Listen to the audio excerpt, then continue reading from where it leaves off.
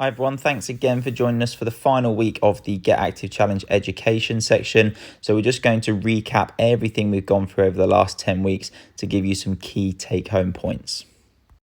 So on week one, and one of the most important points from this is creating that calorie deficit, knowing that we are burning more calories than we're consuming, which will help with weight loss. If weight loss isn't your goal, then this obviously won't be as appropriate. However, if weight loss is your goal, then this is key. So you can calculate your calorie requirements by using things such as MyFitnessPal to see how many calories you are taking in. And then you can also look at your calorie expenditure by looking at things like Apple Health, Google Fit, Fitbit, and that type of stuff. If you don't use technology or you're not too keen on using technology, it's not a problem. We just need to keep things nice and simple. So can we increase our physical activity levels, which you have been doing? So make sure you continue with your walks or any cycling. Continue following these YouTube videos once this course is finished and keep that physical activity level high, which will keep your calorie expenditure high as well. And also just trying to decrease the consumption of bad food. So we all know what a bad food is. Let's try and decrease some of the consumption. Can we make some small changes that we've discussed as well, and just try and reduce that overall calorie intake, which is going to help with weight loss. Or if weight loss isn't your goal, it's just going to help with general health as well and help improve blood pressure and heart health. So we've talked about different foods and what those foods are made up of, but the main macronutrients that we need to be getting into our diet are carbohydrates, protein, and fat. So carbs are really important because they provide us energy. We also have those simple and complex ones that we've spoken about. So the sugary simple ones give us a big spike and then we're hungry again, whereas the complex carbohydrates such as whole grain foods, they're going to release that energy slowly. Protein is important for muscle repair, but it also increases our feelings of fullness. So it's really important to get the protein levels high as well. And also fat gets a bad reputation, but it is a good source of energy. And also healthy fats are going to actively combat bad cholesterol. So they are actually really good for health.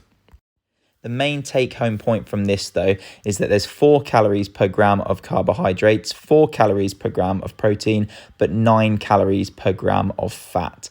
Okay, so per gram, if we were to have 100 grams of each, you're getting double, if not more, the amount of calories if it was more so fat in that meal. So if we can try and reduce our intake of fat and increase our intake of carbohydrates and protein, we can actually eat more food. So if we are eating more food, we're going to get those feelings of fullness, which is going to help us feel more satisfied rather than having a quick easy fast food meal, which we probably won't feel satisfied after, but the calorie intake is really high, probably because it's a lot higher in fat. Whereas we can have some healthy, clean foods. We can fill up our plate with vegetables, salad, some carbohydrates, some protein. It's going to be a significantly lower calories. And again, we're going to feel a lot fuller and a lot better for it.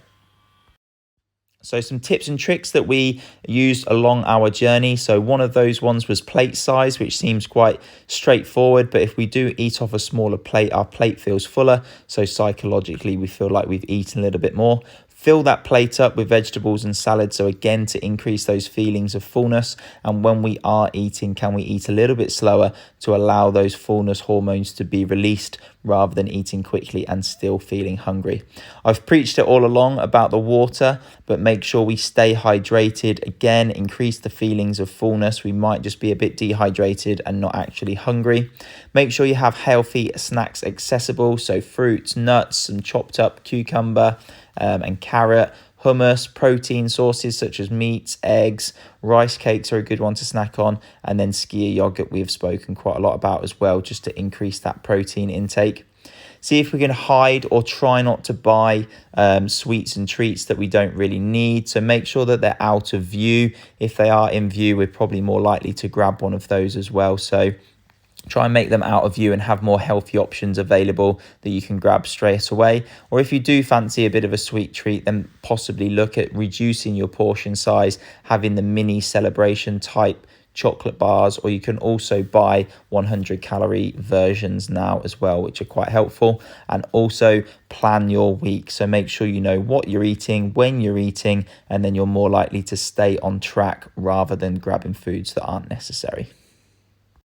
So most of the course has been focused on physical well-being, but also the mental well-being is going to make up a key component to our motivation, how we're feeling, our self-worth, and that's all going to add up as well and help towards our goals. So as the picture shows there, a healthy body and a healthy mind is a happy human. So some of the key points that we brought up when we spoke about mental well-being is being physically active. So try and keep up with your exercise routine, possibly look at learning some new skills if you are interested in picking up a new hobby, giving to others and connecting with others. So spending time with people, helping people, you're going to improve those feelings of self-worth, and also some mindfulness. So being present, don't worry about what we've got ahead of us or what's happened behind us, and just trying to relax and be a little bit more in the moment.